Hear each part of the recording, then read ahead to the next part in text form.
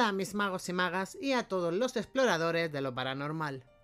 ¿Qué harías si pudieras librarte de todos tus pecados antes de morir?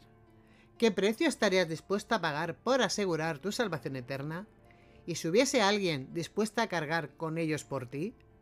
Estas son algunas de las preguntas que se planteaban los devoradores de pecados, unos personajes misteriosos y marginados que, según la tradición popular, tenían el poder de absolver a los moribundos de sus faltas, comiendo un trozo de pan sobre su cadáver. En el vasto tapiz de la historia humana, hay roles que despiertan la curiosidad y la intriga, y entre ellos destaca el enigmático papel del devorador de pecados. Esta antigua práctica, envuelta en misterio y esoterismo, tiene sus raíces en las profundidades de las culturas ancestrales. La historia del devorador de pecados se despliega en las brumosas eras del pasado, en las tierras que se extienden más allá de la memoria escrita.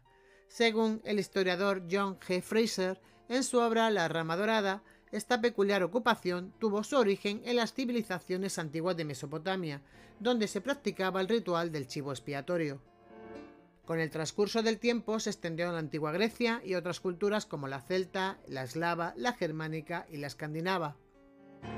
Los devoradores de pecados eran personas que por algún motivo habían sido excluidas de la comunidad y vivían al margen de la ley y de la iglesia.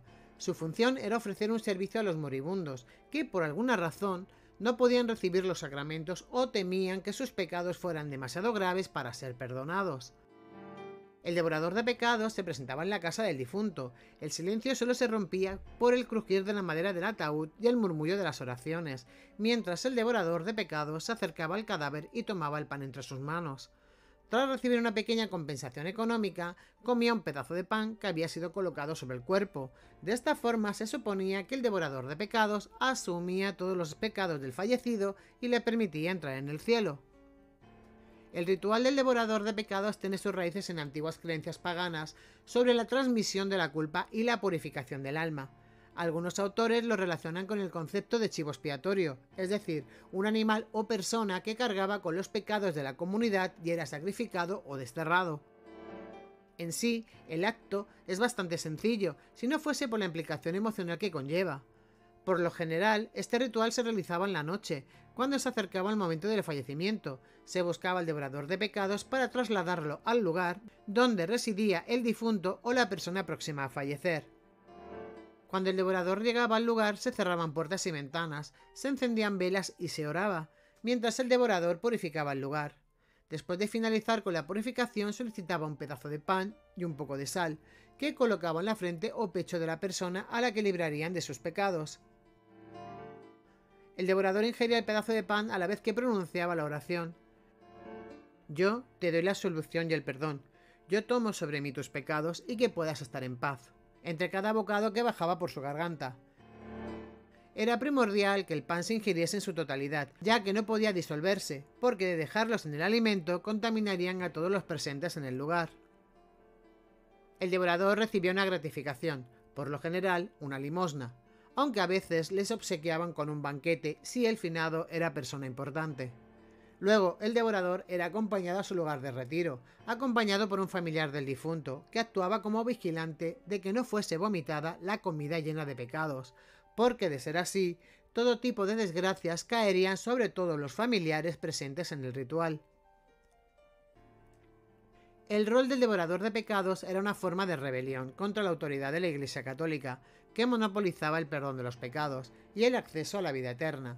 Los devoradores de pecados ofrecían una alternativa más barata y sencilla a los sacramentos, que no siempre estaban al alcance de los más pobres o de los más pecadores. Es por ello que en el año 1670 el Papa Clemente X emitió una bula que condenaba el oficio del devorador de pecados como una abominación y una blasfemia, y ordenaba excomulgar y castigar a todos los que lo practicaran o lo solicitaran.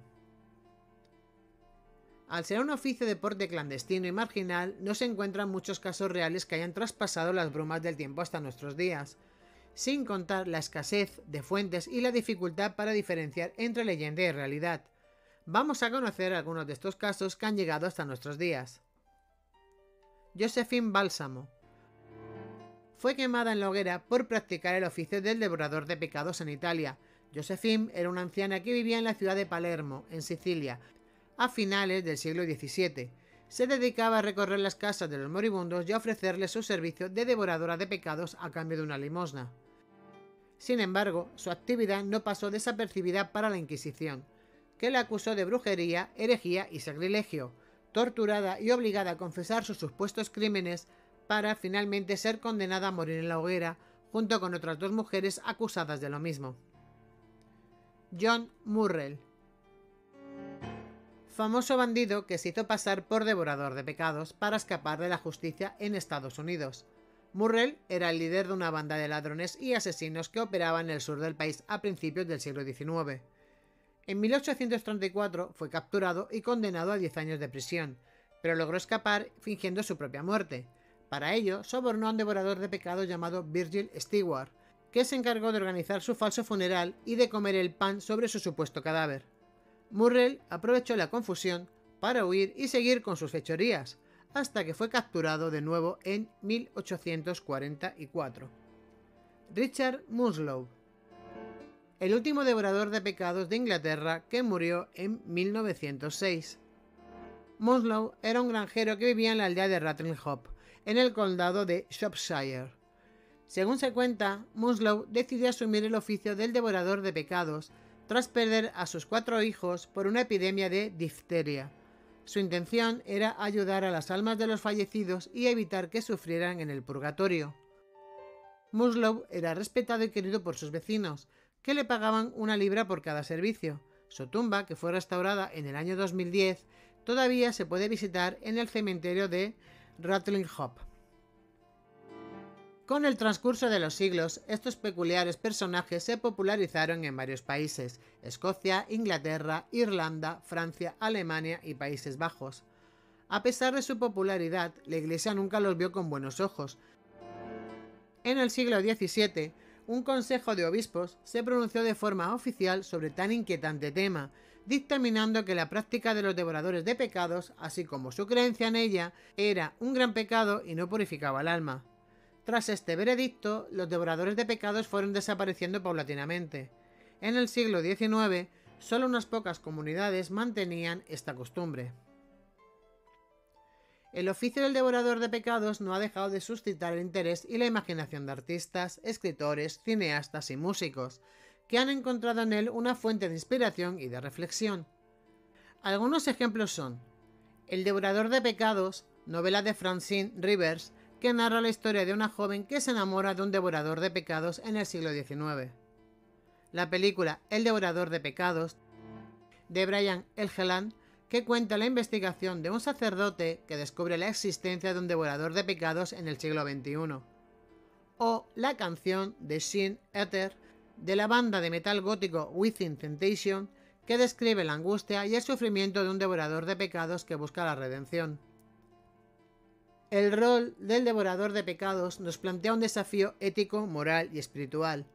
Nos muestra una faceta de la condición humana que a menudo olvidamos o negamos, nuestra necesidad de expiar nuestras culpas y de encontrar un sentido a nuestra existencia.